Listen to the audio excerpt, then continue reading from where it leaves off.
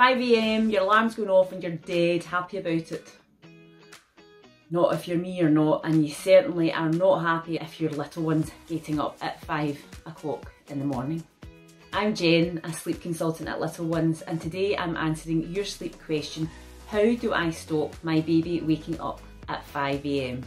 Early waking is something we get asked about lots, and today I'm going to work through to find out some reasons why your little one might be waking up at 5 AM, and then we'll try and suss out some solutions.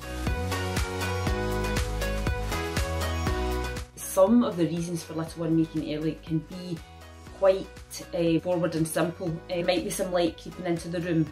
The temperature could be dropping between bedtime and early morning, and that's rousing your little one. They'll find it really hard to get back to sleep if the room's a wee bit cooler. Also think about noise. It's about that time maybe where cars are starting, other people are going to work, maybe some people in your house are getting up for the day, but you don't want your little one to. Hunger in little ones, certainly under 8 months, might be a reason for them waking. Think about their sleep during the day too. So nap times and length. Too much or too little sleep can lead to an under or overtired baby that's not able to sustain the full night's sleep that we're looking for. And in older babies over 6 months, sometimes we can see habit wakes creep in. The only reason that they're waking is because they've woke at the same time for so long, and it's now a habitual wake. Figuring out the why really helps us navigate a path towards stopping them waking early. What are some ways that we can stop early waking? Well, think about whether your little one is having sleep at the right time in the day, because if the balance of their sleep's not quite right, that can really cause early wakes, especially a morning nap that's too long, or an afternoon nap that's too long, or even an afternoon nap at all over 6 months can really cause early wakes. Next up, think about their environment. Is it conducive to sleep? A really dark room is very conducive to sleep because dark signals to your body that it's still time to be asleep.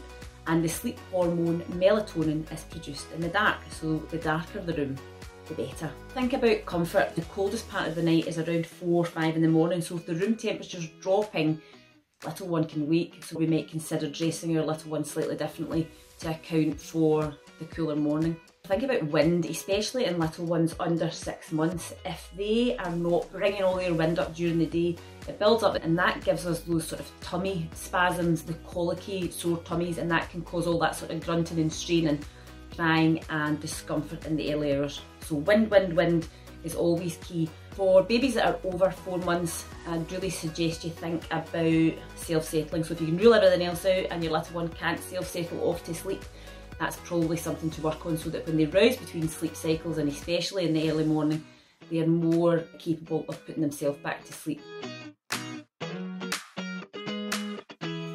How to break early morning habit wakes? Sounds like $1 million question, but if you've ruled out all the reasoning for it and you still have one, the best thing to do is try not to intervene too much. Early wakes are reinforced by 3 main things. These are light, communication and food. So if you're sure that they're not hungry, what we want to try and do is not go in there at all, especially if they're not upset. If they're quite happy in there, leave them be. Let them try and work it out. If they're getting upset, rather than going in, try and use your voice to soothe across the monitor or outside the door, and see if you can encourage them back to sleep that way. And in that way we can soothe them, and we can pass across the message that it's definitely not time to go up, it's still time to sleep. So voice to soothe can be really effective. When you're struggling to solve an early wake, the best thing to do is to think about the reasons why they might be waking. So if you work through the whys, you can usually come to a relatively straightforward solution. If you need some more guidance, please don't hesitate to check out our sleep programmes. If you visit www.littlenones.co, you'll see all the information on our programmes, and there's a wealth of information in there too within our blogs. If this is your first time watching us on this channel, consider subscribing, and if you hit the little bell button at the top, you'll be informed whenever we release any new videos. And please tell us about your sleep journey, and if you've got early wakes and how you overcame them or how you're getting on with them in the comments. We're always delighted to read through them and answer.